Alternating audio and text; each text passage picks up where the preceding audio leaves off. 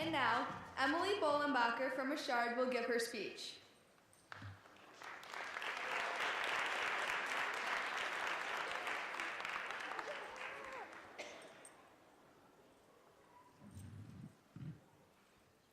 Hi, my name is Emily Bolenbacher, and this is Hunter.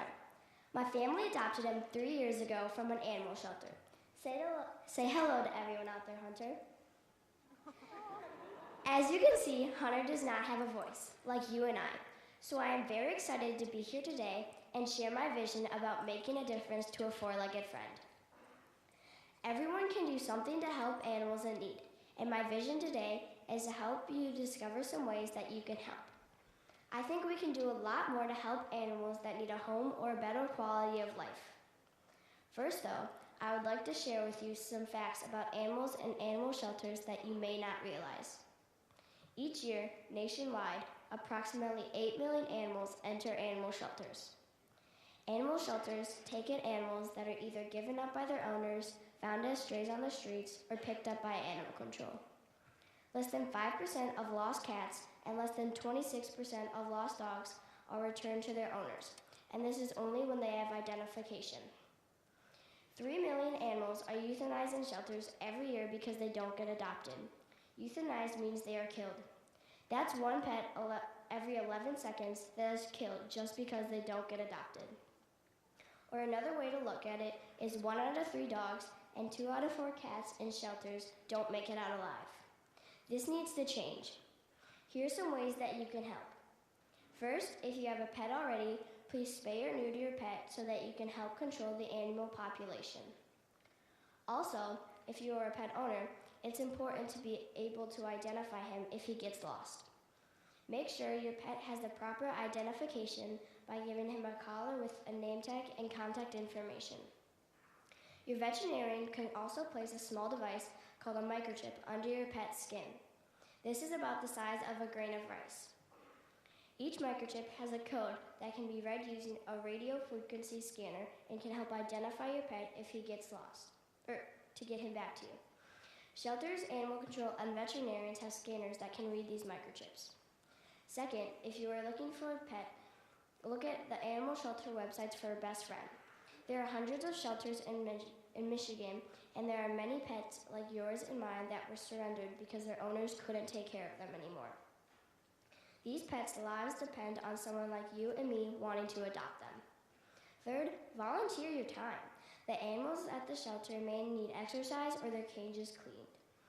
You could also check with the animal shelter to find if they have specific needs.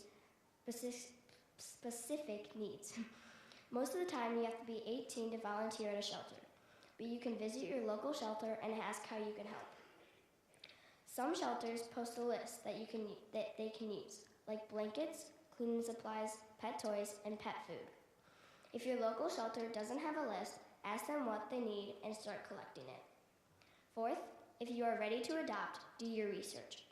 Once you've brought home your pet, it's important that your family commits to take care of that pet for the rest of the pet's life. Your family needs to decide what type of pet will suit you best before adopting. Your new pet will thank you for your thoughtfulness, and you will be happy with your choice if you make a good one to start out with. Next, I'd like to tell you what you do if you encounter a stray animal. Most of the time, it's dogs, so we'll focus on that. Dogs in unfamiliar surroundings may act differently and are more likely to injure themselves when they are loose and without supervision. Dogs may come up to you and be friendly. If they do come up to you, you don't want to move suddenly or make loud noises. This could startle the dog and he could misinterpret your actions. You should never stare at a dog either. The dog may think you're trying to challenge them to a fight, and you could get hurt. If the dog seems friendly, slowly put your hand out like this. This lets the dog know that you are friendly too, and you are not going to hurt him. Also, check for a collar and ID tag. You might be able to find out who the owner is that way and help the dog get home safely. If there is no identification, the dog can be taken to a veterinarian to be scanned for a microchip. And if there is no microchip, you should call your local animal control and police department to report a found dog. There are many ways to help lost pets get home, and you should do all of them. You can ask the neighbors in the area where the dog was found, if they recognize the dog, and put found dog flyers up in area stores and the intersections of major streets. Hopefully, his family will see the flyers and check the shelter. There are local sites on Facebook and the web that you can post a found dog on too. If the dog doesn't seem friendly or you are uncomfortable about the dog, it is best to keep your distance so he doesn't feel threatened. Remember not to stare at him.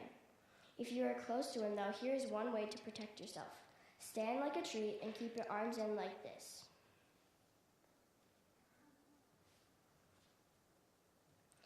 It is my hope that you have learned a bit more about animal rescue and how you can help.